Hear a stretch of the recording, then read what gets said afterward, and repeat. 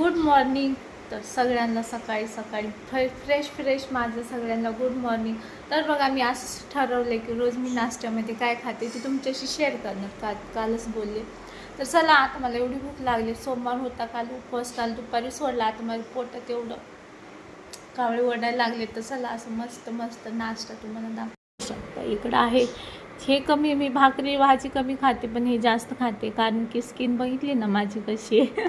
तर पहिलं बघा हे वॉटरमेलन म्हणजे टरबूज आहे थोडंसं. आज ॲपल संपले. रोज ॲपल असतो पण आज नाही आहे. आणि हे आहे मटकी मोड. मी हे जास्त खाते बरं का मॉर्निंगला जास्त.